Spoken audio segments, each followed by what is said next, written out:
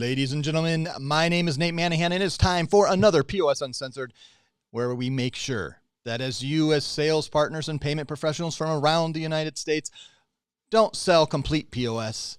You sell the best POS, so it won't be a POS, because we're POS Uncensored. And if you're confused by that, that's because you haven't met the man, the myth, the legend, Mr. Matt Proctor, on the right-hand side of the POS Pro, who, well, you know, he's living the dream. And 1 week from today, both of us will be at the WSA show. So if you're watching, we're recording this October 26th. That means November 1st, 2nd, and 3rd. PayProTech has a party November 3rd. So if you're watching this out in the future, I'm sorry you missed the party. But if you're watching this in the next week and you're in the greater California area, we're having a party. You can go to join.papertech.com. Can't wait to see you there, even though technically you're just a few miles from me. We always have to go to California to go hang out. How are you, Mr. Proctor?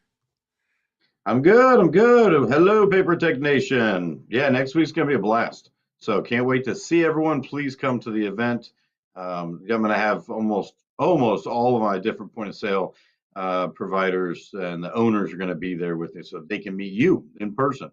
So you can meet the owner of Quick and the owner of Corona POS and things like that. So it's going to be a great time. It is. We are looking forward to it. And today, a topic that, to my knowledge, we've never covered on any version of POS Uncensored, language capabilities of our point of sale. So let's start with the very basics. All of our POS systems do English. Basics. Got that. So yes, that is 100% true. How the next most popular language, I'm going to walk through this, is probably Spanish. How many of our systems can do Spanish? Then we'll talk about how they implement the different ways of language, but how many of our systems are able to be shown and used in Spanish? Yes, and even though this might not be one of our longest episodes, guys, take notes so you remember this, please, because they're all different in their own way. So Spanish is the most common. We have a lot of Spanish merchants, especially down in Texas. We do Mexican restaurants extremely well. Okay, we have a few different systems that can do Spanish support as well as Spanish programming. All right, so we can do that with Quick POS. Okay, they can do Spanish demos as well and the programming. Hot Sauce POS has always been our go-to for Spanish. They do Spanish extremely well and do support extremely well. And they opened a large office recently, this last year in Mexico City, with a whole different support department just for Spanish-speaking merchants. And then Paradise also does that, where we can do a Spanish demo as well as they have Spanish support. And so all three of those can be scheduled out. If they want to look at Mint, no, we don't have it. They want Retail Cloud, Growzilla. There's other softwares we have. They don't have it. They either don't have someone to do a demo, or even if they could program for it, they have no support. So that's the key, is we want to make sure that that support is heightened and it's right there for them, which is why Hot Sauce has been our go-to for many, many, many years, because of how they can program and the support. Now, when I say program, I want to make sure everyone's very clear on this. That means their items, their modifiers, their categories. Okay? They think of anything you're ringing up can be programmed in Spanish. It can print to the kitchen in Spanish. It can print to the kitchen in English and Spanish if they're learning, English. Or it can, look like it's English in the front and print to the back in Spanish. Okay, all three of these systems can do that well. However, the hard guts of the POS, when I say that, I mean the button that says open the drawer, reports. Okay, I'm going into my manager level reporting. That is hard coded. That can't be changed. So that'll be English. Okay, so that's important that we explain that. That way the merchant's not upset when they get it and they say, oh, this is great. My whole menu, everything, is in Spanish. But what about these buttons over here? I want these to be in Spanish. Like, no, those are still going to be in English. It's going to say tables, not mesas. All right. And that's something that is universal, which with all of our systems, the hard program things in their software are going to remain English. So we just make sure everyone's aware. And that's usually, it's never been a problem. So on other languages, we'll go through the language, and we'll have other questions on specifically how that works on both the programming, on the sales side, and even on the support side. But English and Spanish, extremely, we only sell in the US. POS Pros and PayProtect are only in the United States. Those are our two most popular languages, but there are some systems that do other languages. What are some of those other language options that can be used here in the United States?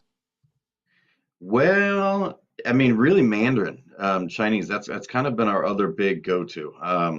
And Quick does that extremely well. Obviously, they're owned by, the Chinese American company. So they do that extremely well, can print characters to the kitchen. They do have full support in Mandarin. And then Hot Sauce also does that. In my personal opinion, because we're uncensored and screw it, I'm always going to be honest with everyone here. You guys know me. I don't think Hot Sauce does the Chinese as well. I would go with them with Spanish and definitely Quick with the Chinese. I don't believe the support is as strong on the Chinese side with Hot Sauce. It can still do the printing. It can go back in the kitchen in two different languages and print characters in the kitchen. So that's good. But that's really been our go-to. There are some one-offs, like Mint can be programmed in French, but they don't have the support for it. Ming and her team and Tom at Quick, they're adding more languages as well, but they're trying to figure out the support side. That's the huge issue to overcome.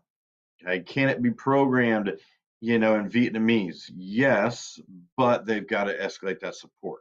And kind of Growzilla, our salon software, is going through that problem right now. They're hiring bilingual people to really button up their Spanish side to be able to have full support, in another language. So, but Solido, all one language. As of right now, Corona, one language. So some of ours still aren't there, but right now we're English, Spanish, and I'd say Mandarin as our main go-to. And I've looked at several of the systems that did do a little more support. Ming is also working on Korean, which would be great. If we ever get that. That nail software that you and I talked about like a month or so ago, I've got another meeting with him, and I had to write it down on his languages. But he does Vietnamese extremely well, and he's Vietnamese American, and so that'd be great. They already work with EPX. It just doesn't go through my office yet. So once we get him buttoned up, that'd be a nice addition as well. So Chinese buffets, we can help. Well, and so you have multiple language options. Let's talk about some of the things as sales partners. Some may be bilingual or trilingual and able to sell in these processes. Some may not. And what are things that you've seen as our partners have been selling products that have made them successful when they're selling additional languages beyond English, whether it's Spanish or Mandarin or even Vietnamese? What are things that are helping them be successful in helping from the sales all the way to the implementation and support? Well, the biggest thing for us, Nate, is the agents that are helping with scheduling. And it's not just the English part. If we need to do a bilingual demo, it's making sure that maybe we have someone that can also translate as well. Not only will our people help us from Hot Sauce Quick, Paradise, because we need to know obviously hardware. And my team are still on these demos. My team's helping when you submit the lead, put right in the notes, we will need a Spanish speaking demo. It's you as agent really helps with organizing. Maybe it's the daughter or the son of the owner is also going to be there, and they're bilingual or you're bilingual, and you can help, have that discussion with them, even if we're still doing the demo in Spanish. Unfortunately, right now, I don't have a pro on my end that is bilingual. And I take that back. I have one, but it's Mallory, our amazing administrator. So she doesn't know our systems well enough to do a full demo. In the future, this next year, I hire a couple more people. That is going to be a huge focus is getting a bilingual person. But thankfully, our systems have people that can do it. So my team is still heavily involved. But yeah, on the agent side, I'd say communicate, communicate, communicate. Help us schedule the demo. If you're bilingual, that's huge. That really helps us because my team can't just call and have a full conversation. And sometimes they'll just hang up on my team. If we're like, hello, my name is Alex, but they're like, what the click? Because he's not speaking Spanish, or whatever it might be. And actually, Robert has a good question. We don't have any systems that do Arabic, Robert. There's some specific softwares out there that can. I just can't think of the name of it right now. I've heard of a few. And all this is changing, growing, and we're looking for opportunities. So if you know of a software that does, that may be something that we can connect and bring into EPX, that would may be a great opportunity for us.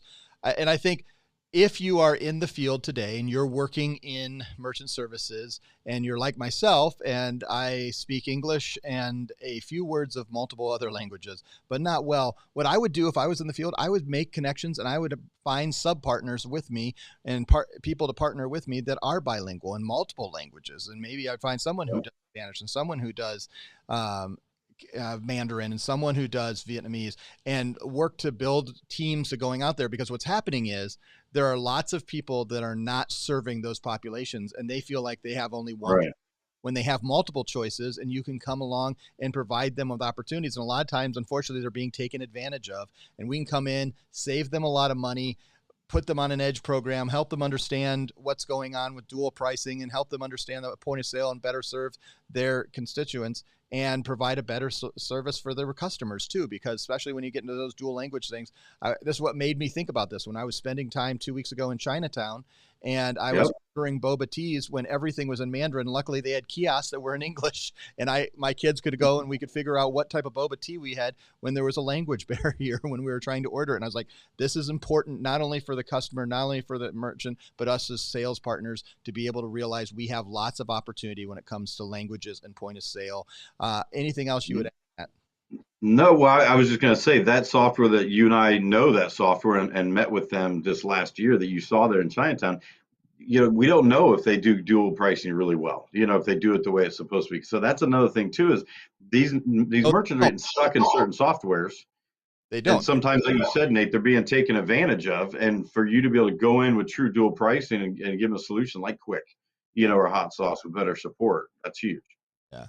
And that's what we're looking to, realizing that you have multiple options when it comes to the POS choice and the hardware choice. And then even within the POS, you have multiple language choices within that. I think huge opportunities. Chinese restaurants, nail salons, Mexican restaurants. There are other high top level. You've mentioned all those industries that are in the U.S. that often have needs for multiple languages that we've not talked about. Anything that we've missed? No, because now everything's really gone so much to English. I'd say 5 years ago, that it seemed like there's more of a need, but now it's so rare that it's a must of a specific language, something like that. I did look at a software, a couple of years ago, and I've been in talks with them this last year as well, that they do have like 8 different languages they can program for, and 7 of those 8 they have full support for. I'm meeting with them again next week. A software like that would be nice to have in our back pocket because of how many languages they can cover. But it depends if we have the need for it. But like you said, Nate, a lot of them aren't being taken care of, or no one's going to talk to them because we don't have a solution for them. So what if we do have a solution? You're going to open more doors.